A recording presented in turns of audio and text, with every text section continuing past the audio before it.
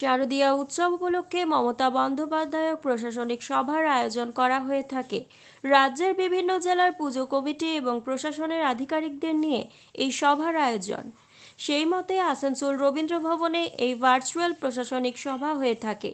এই সভায় উপস্থিত ছিলেন জেলা শাসক S Purnabalam, Asansol Durgapur police commissioner Sunil Kumar Chowdhury, ADM SDO Asansol নিগমের ডেপুটি মেয়র অভিজিৎ ঘটক, ওয়াসিমুল হক সহ পুজো কমিটির সদস্যগণ।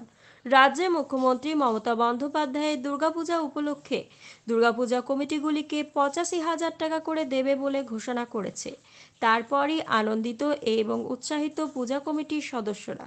পুজো কর্তৃপক্ষ বিভিন্ন জেলা, কলকাতা, রাজ্য সহ Rajeev Kumar DG, Manoj Verma, ADG law and order, আমার chief secretary Gopalika, finance secretary Manoj Pant, Bibek আমাদের ল্যান্ড সেক্রেটারি, আমাদের power secretary Shantanu, minister Arup, mayor Bobby, Indrani, Shashi, Chandrima থেকে শুরু করে সকলে, এবং শফিক সাহেব, নাকোদা মসজিদের শাহী ইমাম জনাব শফিক মোহাম্মদ শফিক। মিটিং হয়েছে, কি বললেন আজকে মুখ্যমন্ত্রী? আজকে একটা প্রশাসনিক মিটিং ছিল সব দুর্গাপুজো কমিটিকে নিয়ে। খুব তাড়াতাড়ির মধ্যে কাল রাতে 7টার সময় সার্কুলার আসে যে প্রতিটা পুজো কমিটিকে নিয়ে যাতে এই পুজো সুষ্ঠুভাবে কাটে, এবং সেই জন্য মাননীয় মুখ্যমন্ত্রী আজকে যে বার্তা দিলেন সব ক্লাবকে 85,000 টাকা করে দেওয়া হবে। অনেক পুজোই বন্ধ হতে চাচ্ছিল, কিন্তু মাননীয় মুখ্যমন্ত্রীর যে আশীর্বাদ সব পুজো কমিটিগুলো পড়াতে আজ রবীন্দ্র ভবনে যে প্রোগ্রাম হলো তাতে সবাই খুব খুশি।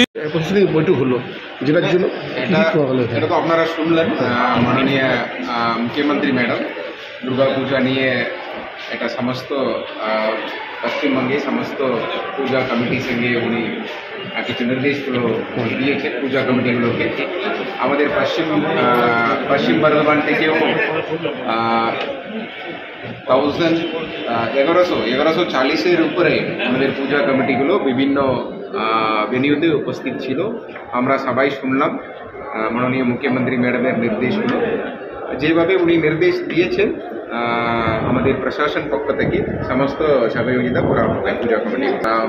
আপনারা তো শুনলেন নির্দেশগুলো, ট্রাফিক থেকে শুরু করে, সিকিউরিটি থেকে শুরু করে, আর আপনাদের পাবলিক ট্রান্সপোর্ট থেকে শুরু করে, হেলথ থেকে শুরু করে সমস্তগুলো অ্যারেঞ্জমেন্টগুলো থাকবে। এটা আমাদের হাতে টাইম আছে। এটা আমাদের থানা লেভেলে, ব্লক লেভেলে, সাব ডিভিশন লেভেলে একাধিকবার আমরা মিটিং করে নেব।